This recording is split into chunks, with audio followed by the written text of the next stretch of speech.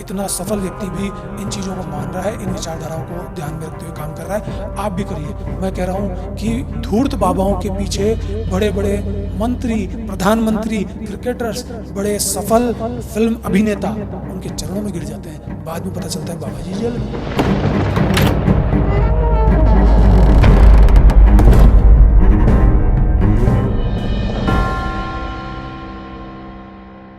जैसे आपने कहा कि कुछ बच्चे पढ़ाई करते हैं, तो वैसे ही टीचर्स जो हैं, गुरु जो हैं, उनमें बहुत, जो आप जैसे हैं वैसे ही कुछ टीचर्स भी तो होते हैं जिनकी आत्मा जागती है कि नहीं, ये पीढ़ी जो देश के काम आएगी। बहुतायत जो आप बोल रहे हैं वो दिखता है, लेकिन अंदर जो है, फिर मैं घूम फिर के निगेटिव निकालने के लिए पॉजिटिव की तरफ आ रहा हूँ, लेकिन ये है कि क्या वो टीचर्स उनको बनाते हैं या बच्चे अपने आप बनते हैं? आपने देखा भी होगा कि समाज में समय समय पर अलग अलग विचार बड़े हुए हैं। चाहे वो किसी ने हमारे देश पर राज किया हो, तब भी ऐसे लोग खड़े हुए ना कि पूरी दुनिया एक तरफ, डर गए लोग, चाहे अंग्रेज़ों की बात हो, चाहे मुगलों की बात हो, उनसे डर गए लोग। लेकिन कुछ ऐसे खड़े हुए हैं ना कि फांसी भी चढ़ गए, चढ़े ही हैं। लेकिन टस से मस नहीं हुए। तो सर, मरने से डरना है ना, या फैसिलिटीज़ चली जाएंगी हाथ से, इस बात के लिए भयभीत रहना, ये तो स्कूल वाले का या टीचर का धर्म ही नहीं है। धर्म की बात हमेशा करते हैं कि हकीकत में धर्म किसका? मरीज वहाँ मरे जा रहा है, डॉक्टर बोल रहा है रुक जा मैं खाना खा के आ रहा हूँ, तो ये उसका धर्म है क्या? असली में धर्म लोगों ने समझा ही नहीं। तो टीचर का भी धर्म है, लेकिन सर सभी लोग एक ही थैली के चट्टे बट्टे हो जाते हैं, तो टीचर भी उन्हीं में घुस जाता है। कुछ टीचर्स हैं जो हिम्मत करते हैं, लेकिन जब टीचर घर पे रोटी नहीं दे पा रहा, उसकी बीवी चिल्ला रही है कि देख वो टीचर इतने कमा के आ रहा है, देख वो इतने बड़े बड़े कोचिंग संस्थानों में पढ़ाता है, अरे तू ही क्यों नहीं खोल लेता कोचिंग? तो टीचर का दिमाग आउट हो जाता है। फिर कोचिंग ट्यूशन खोलने के चक्कर में वो जो बच्चे पढ़ा रहा है स्कूल में, वो उनके साथ 420 करता है, चाले चलता है कि ये जो बच्चे हैं मेरे कोचिंग में आ जाए। तो ऐसा सिस्टम सारे मिलके फैलाने लगते हैं और सारे लोग चोर चोर मौसेरे भाई हो जाते हैं। मैं उन लोगों को सल्यूट करता हूँ, उन लोगों के लिए जो बोले वो हाजिर है, उन लोगों के लिए मेरी जान भी हाजिर है, जो लोग इस पूरे सिस्टम का सपोर्ट ना करते हुए हमेशा खड़े रहते हैं। फिर वो टीचिंग फील्ड में हो, चिकित्सा की फील्ड में हो, वकील हो, जज हो, पुलिस वाले हो, उनके लिए सल्यूट है सर। आप क्या सजेस्ट करना चाहेंगे, जो संचालकों की मानसिकता है, उनके परिवार का जो माहौल है, ये कैसा होना चाहिए और उसका आधार या माध्यम क्या है? देखिए, उनको स्कूल चलानी नहीं चाहिए। जिसको भी स्कूल खोलने की इच्छा हो ना, तो पहली मानसिकता ये होनी चाहिए उसकी कि मैं अपना घर बाद में भरूंगा, पहले लोगों की तकलीफें देखूंगा। क्योंकि मैंने सर्विस का काम चुना है और जितने भी सर्विस के काम है उसमें लोग इन्वॉल्व हैं, बच्चों का भविष्य इन्वॉल्व है।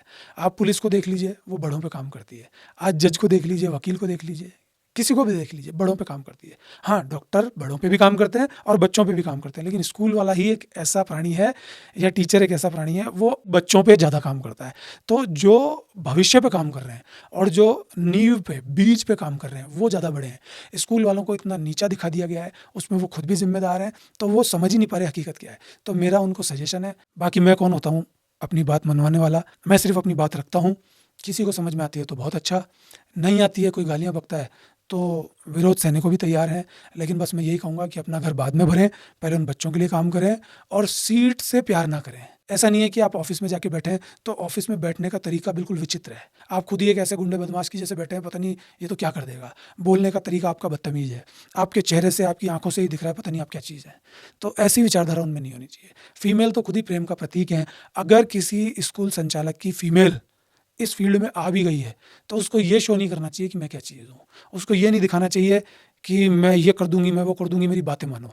उसको तो बल्कि आदमी से भी ज़्यादा नर्म होना चाहिए। ये नहीं चिल्ला रही है, नाटक कर रही है। और जो स्कूल की सेवा करने वाले 4th क्लास कर्मचारी हैं, उनको बदतमीजी से बोलती हैं। आज कोई भी अपने आप को बाई जी कहलवाना पसंद नहीं करता। अगर आप 4th क्लास कर्मचारी से प्रेम से बात करेंगे ना, वो आपका 2 काम ज़्यादा करेगी। आप उसके दुख दर्द को देखेंगे ना, वो आपका 2 काम ज़्यादा करेगी या करेगा।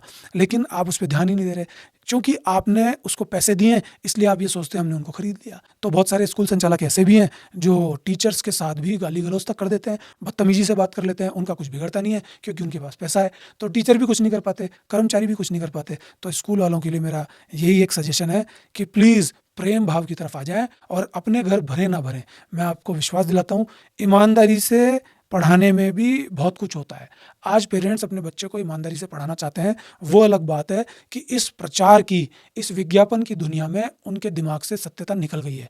पेरेंट्स की भी हकीकत ये हो गई है कि उनको रियल सोना, देसी घी पता ही नहीं चल रहा क्या हो रहा है, वो भी इस गेम्स एक्टिविटीज़ दिखावे की चाकाचौंध में आ गए।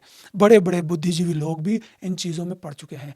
आप देखेंगे कि लोग अक्सर ये बोलते हैं कि देखो इतना महान व्यक्ति भी तो ये बात कर रहा है, आप भी करो। देखो इतना पैसे वाला व्यक्ति, इतना सफल व्यक्ति भी इन चीज़ों को मान रहा है, इन विचारधाराओं को ध्यान में रखते हुए काम कर रहा है, आप भी करिए। मैं कह रहा हूँ कि धूर्त बाबाओं के पीछे बड़े बड़े मंत्री, प्रधानमंत्री, क्रिकेटर्स, बड़े सफल फिल्म अभिनेता उनके चरणों में गिर जाते हैं। बाद में पता चलता है बाबा जी जेल में, क्योंकि बाबा जी ने हमेशा सदाचार की बातें की है। मैं तो सदाचार की बातें ही नहीं करता, मैं तो रियलिटी आपके सामने दिखा रहा हूँ और हकीकत वो दिखा रहा हूँ जो मेरे अंदर रियलाइज़ हुई है।